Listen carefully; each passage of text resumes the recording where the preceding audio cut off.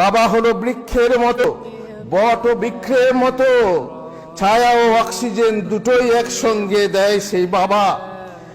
বাবা হারা পরিবারগুলো একমাত্র জানে পৃথিবীতে তাদের কে আপন আর কে পর। মা হলো পরিবারের খুঁটি, আর বাবা হলো তার ছাদ। খুঁটি না থাকলে ছাদ ভেঙে পড়ে, আর ছাদ না থাকলে খুঁটি আশ্রয়হীন হয়ে পড়ে। তাই পৃথিবীর সব বাবারা ভালো থাকে যেন। যার ঘাম ঝরানো টাকা, যার ঘাম ঝরানো টাকায় আমরা সেন্ট মেখে বেড়াই, তারই নাম হচ্ছে বাবা। সংসারে যদি বাবার গুরুত্ব জানতে চাও, তাহলে হাতের বুড়ো আঙুলটাকে বাদ দিয়ে রুটি ছিঁড়ে খেয়ে দেখো তোমার খাওয়াটা সহজ হয় কিনা।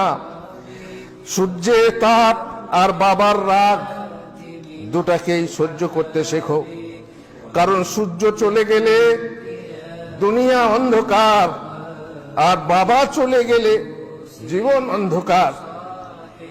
পিতামাতা সমবন্ধু আর কেহ নাই রে, আর কেহ নাই রে।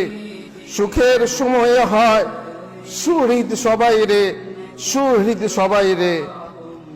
পৃথিবী অন্ধকার হয়ে যাবে তোমার যদি বাবা না থাকে। সূর্য না থাকলে যেমন পৃথিবী অন্ধকার হয়, ঠিক সেই রকমই আজ তোমার বাবা আলাদা। বাবার সংসার থেকে ছেলে মেয়ে নিয়ে, বউ নিয়ে আলাদা হয়ে গেছো, ভাবছো খুব সুখে আছো। পৃথক অন্য করে বাবাকে পড়শি ভাবছো, প্রতিবেশী ভাবছো। কখনো দাওয়াত করো, কখনো দাওয়াত করো না।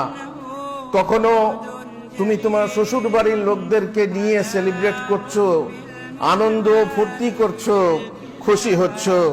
পাশে তোমার বাবা, সে পড়ে আছে, হয়তো মা আছে বা নেই, সে তোমার পড়শি হিসাবে পড়ে আছে। কখনো দাওয়াত দিয়েছো, কখনো দাও না। তার চোখের কোণে যে অশ্রু ঝুলছে গোপনে গোপনে, তুমি হয়তো জানো অথবা জানো না, তোমার হৃদয়ে ব্যথা দেয় না। জানো মেয়েটি যে কিশোরী, হে যুবতী, তুমি কি জানো মেয়ের হাতে আধা কাঁচা বা নুনে ভরা তরকারি খেয়ে বদনাম হয় শ্বশুর বাড়িতে। শ্বশুর বদনাম করে, শাশুড়ি বদনাম করে। যারা বদনাম করে মেয়ে রাঁধতে জানে না, কিন্তু মেয়ের হাতে আধা কাঁচা বা নুনে ভরা তরকারি খেয়ে যে তার প্রশংসা করে, সে হলো মেয়েটির বাবা।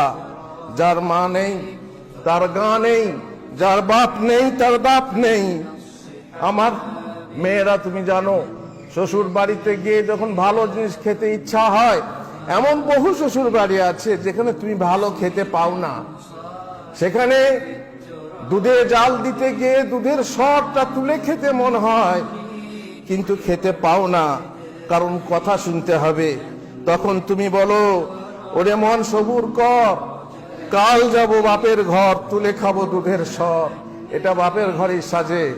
সেই বাপের ঘর তুমি পর করছো, সেই বাপের ঘর তুমি পর ভাবছো।